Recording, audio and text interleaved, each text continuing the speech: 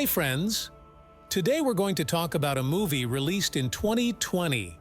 It's a mystery thriller movie called The Vanished. It shows how parents search for their missing daughter and how they have to face difficulties and challenges. Police officers are chasing a criminal with a revolver, but the criminal escapes into the jungle to hide. Then, the story takes us back to November 19, 2018, when a family, Pal Michelson, Wendy, and their 10-year-old daughter, Taylor, are going on a camping trip. Pal is an experienced camper. Taylor asks her dad many curious questions. They are all excited about their upcoming outdoor adventure. After a long journey, they reach a beautiful lake surrounded by a treasure-filled jungle. Tom, the owner of a nearby park, warns them that this may not be the safest place, and they should leave before their scheduled time. But they don't take his warning seriously, and they are hopeful. They set up their trailer park and look forward to spending quality family time. While Pal sets up their campsite, Wendy goes to the park owner's store to get some essential items. On the way to the store, she sees a boy who makes her feel strange. A little later, as Pal prepares to catch fish, he sees a beautiful young girl named Miranda. She is bathing nearby. Her charm forces Pal to look at her. Pal keeps looking at her, and Miranda also looks at him and starts talking to him. But she makes it clear that she is not alone. Her husband is in the nearby camp with her. Then Pal invites Miranda and her husband to join them for dinner. Just then, Wendy returns from the store with groceries, and the family is fully prepared to enjoy a wonderful vacation at this beautiful place. But their cheerful outing takes a worrying turn when Taylor accidentally unleashes the dog. Wendy goes to her camping van to instruct Taylor to take care of the dog, but she can't find her inside and becomes worried. Out of fear for her daughter's safety, Wendy tells Pal, and they immediately start searching for their missing daughter. Initially, they think Taylor might be nearby, but they find no trace of her in their search. Consequently, they decide to contact the police. The police arrive at the scene and begin a thorough search of the nearby jungle. Sheriff Baker asks his deputy about the fugitive criminal, but there is no information about him yet. Later, Wendy expresses her concern that Taylor's disappearance may be related to the fugitive, but the sheriff assures her that everything is fine and advises her to remain calm. During the conversation with the sheriff, Pal mentions his encounter with a stranger, Miranda, and speculates that Taylor may have gone missing at the same time. However, the sheriff feels no suspicion towards anyone, including the park owner, Tom. Baker does not want the parents to be involved in the search for Taylor, especially because the fugitive is armed. Before leaving, Sheriff Baker gives the couple his contact number and assures them that they are doing their best. Despite this, both anxiously wait all night for any news about their missing daughter. During this distress, Wendy pleads with her husband to do something unusual to find their daughter, believing that Taylor is out there. Seeing Wendy's concern, Pal agrees to her request, and they decide to search for their daughter themselves, away from the eyes of the police. As the police expand their search, the couple decides to enter the jungle. During their journey far from their campsite, they come across an injured man sleeping near a campfire. They suspect he might be the fugitive the police are searching for. Pal tells Wendy to inform the police immediately, but his wife ignores him and cautiously tries to wake the man without alarming him. The woman hesitates, but the man suddenly wakes up, and she panics and shoots him. It's been 2 days since Taylor went missing. Wendy is very scared and insists on telling the police. But Pal disagrees. He thinks it's just an unfortunate accident. Meanwhile, Sheriff Baker arrives. Pal quickly hides the gun in the trailer and calls the sheriff inside. While Sheriff Baker is preparing coffee, Pal notices blood stains on Wendy's hat, which she had used for cleaning during the incident the previous night. To avoid suspicion, Pal throws some coffee and cleans the hat with it, hiding it from the sheriff's sight. During their conversation, Sheriff Baker tells them that they have caught the fugitive who was trying to escape on a bus to another state, and Taylor's disappearance is unrelated. He also informs them that someone killed a tourist in the jungle that night. Then they meet Justin, a socially awkward young man who manages the park's maintenance. He sympathizes with them And Wendy finds it strange that he brings up Taylor's mention from the past. Justin assures them he had no such intention and quickly leaves. In the next scene, they are called to the police station, where they undergo the fingerprinting process, while Wendy feels it's a waste of time. Sheriff Baker assures them that the police are doing everything they can to help. He also calls for public assistance, while Justin watches this interview in the news. Returning to the camping site, Miranda and her husband, Eric, join the Michelsons for dinner, but the dog's presence troubles Miranda and Eric. Wendy gets unreasonably angry and slams the RV door shut. Then she accuses Paul of flirting with Miranda from the first day and blames him for leaving their daughter alone. In response, Paul reassures his wife that they will find their daughter. They don't realize that Miranda is eavesdropping on their conversation from their nearby trailer. That evening, Paul wakes up to his daughter's voice. He is surprised to find Wendy still awake, watching old family videos. Wendy becomes so restless that she starts suspecting Eric Hatton of Taylor's disappearance. She thinks about contacting the sheriff about her worries, but Paul advises her against it. Nevertheless, Wendy insists that Eric and Miranda are hiding something. Paul later agrees to this, and both secretly search the Hattons' trailer. They search every corner, but what they find later surprises them. In the bathroom cabinet, Wendy finds many prenatal tablets, indicating that the Hattons are trying to have a baby.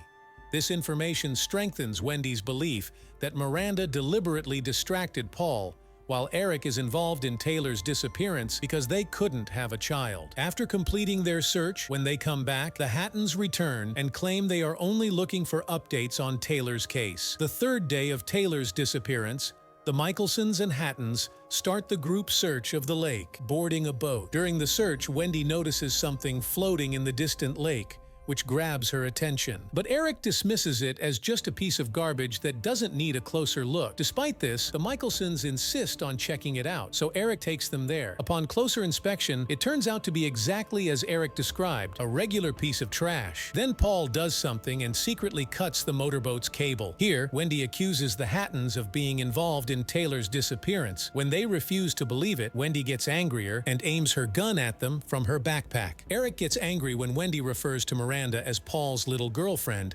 so he hits Wendy with a piece of wood, which flips the boat. In the water, he grabs Paul by the neck, but Paul stabs him with his pocket knife and frees himself. After that, they both go to the trees, but Miranda is nowhere to be found. It seems like she drowned in the water. The next day, Sheriff Baker meets the Michelsons and advises them to recall any small details that could help with the investigation. But they don't have anything else to say at the moment. After leaving the trailer, the sheriff knocks on the door of the Hattons' trailer, but there is no response. When they find out that their trunk is broken and there are some tools in it, they conduct a thorough search of the trailer. During this, Baker's partner points out red beads in the closet and prenatal vitamins and pregnancy test medicines. Then his partner informs him that a body has been found. The Michelsons also quickly arrive there, but it's not Taylor, it's Eric. Later, Sheriff Baker shows them the red beads, which Wendy recognizes as Taylor's favorite. He tells them that these beads were found in the Hattons' trailer, which deepens the suspicion. The police now have strong reasons to believe it's a premeditated crime, and Miranda may have vital information. In the evening, Paul believes that the police will find Taylor, but there's another problem. Soon the police will find out what they did with Eric and Miranda. Their arrest is just a matter of moments. To distract herself from anxious thoughts, Wendy goes outside for some fresh air and decides to go to Tom's store, but there's no one there.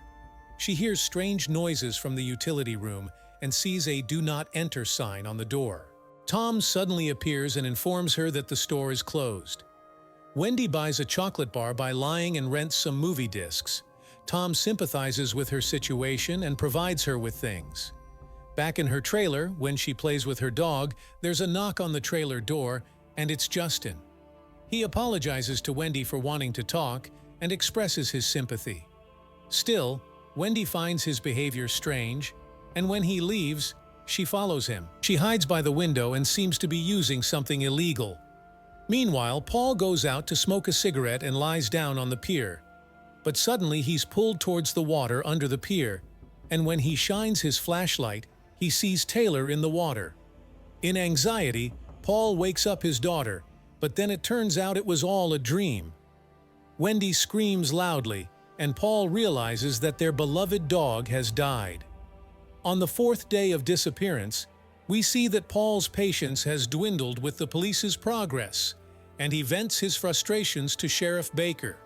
The sheriff reassures him that he and his team are working tirelessly day and night, while Paul mentions that Justin was intoxicated. The sheriff then suggests that Paul and Wendy check into a hotel, but Paul insists that they won't go there without their daughter. Later, Sheriff Baker talks to Justin, who appears to be very disturbed. He denies any involvement in the death of their dog, but the sheriff knows well about Justin's past troubles. In fact, his parents abandoned him. After Justin leaves, the sheriff receives a phone call that worries him. He rushes to the hospital and finds out that Wendy has taken too many sleeping pills. Fortunately, the nurse tells him that her life is not in danger. On the other hand, Wendy still can't fall asleep, so she picks up the film CDs and goes back to Tom's store to return them. There, she doesn't see anyone and seems to intend to search for something hidden in the utility room. Wendy successfully opens the locked door with the key found in the store and enters the room. Then she realizes that it's not just a utility room, it's a decorated living area, which indicates that Tom lives there. In one corner of the room, she finds many videotapes and a television. After watching one tape, she sees Tom with an unknown girl. But then, Tom pushes Wendy from behind, knocking her unconscious, and ties her hands and feet. When Tom is about to hide all the tapes in a bag, Wendy regains consciousness and tries to reach for a nearby screwdriver, then attempts to free herself with her tied hands. When Tom returns to the room, he suddenly attacks her, starting a fierce struggle between them. In the end, Wendy gets a chance to teach him a lesson when she hits him with a hammer and manages to escape. Without wasting any time, she reports the incident to the police. On the fifth day of Taylor's disappearance, Sheriff Baker informs the media that Tom ended his life in his utility room because of his children. Authorities make a surprising discovery afterward, finding highly inappropriate and unethical videos. Wendy isn't blamed for her actions because she was only acting in self-defense. Sheriff Baker now believes that Tom wasn't just involved in Taylor's disappearance, but also in the Hattons case. Later, Sheriff Baker informs Michelson's about his intention to end the lake search because he believes Taylor wasn't there. The FBI also gets involved in the case, leaving Paul and Wendy with no other option but to wait. They also tell their friend Baker that they found nothing in Justin's trailer. Later, Paul decides to gather all of Taylor's belongings in a box, indicating that it's time they accept that she might not return. Wendy is so distraught that she can't provide any answers, and her husband understands that he can't bear to see their daughter's belongings. One night, Justin goes out to retrieve his belongings from the trash, but along with his stuff, he finds Taylor's belongings and takes them to his trailer. Then he tries to call the sheriff, but the call doesn't connect. In the morning, on the sixth day of disappearance, Sheriff Baker receives a family photo of Michelson's. Looking at it, something seems odd to him, and he quickly contacts his friend. In the photo, Wendy is shown as 9 months pregnant with the Twin Towers in the background. This can't be right because the Twin Towers fell 17 years ago in 2018, while their daughter was only 10 years old. To dispel the misunderstanding, the police contact Paul's brother, Jonathan. Finally, Jonathan reveals the whole truth, leaving everyone astonished. It turns out that Taylor drowned in the river 6 years ago. Her parents initially sought therapy, but they soon stopped and convinced themselves that Taylor was still alive. If all this wasn't enough, it's also revealed that the DNA found on Eric's ring belonged to Paul Michelson. After learning this, authorities rush to the campsite, but instead of finding Wendy and Paul, they encounter another RV couple, and Michelson's trailer is missing. This part of the story tells us that losing someone goes through different stages, like denial, hope, and acceptance.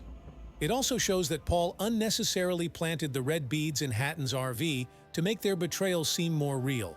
In the final scene, Paul and Wendy are seen walking to their trailer, watching a video from their family archive. But we learn that they haven't reached the destination of acceptance yet. They still falsely claim that their daughter is with them, just like in the beginning, and reminisce about their memories with Taylor, who is playing on the video screen of their RV.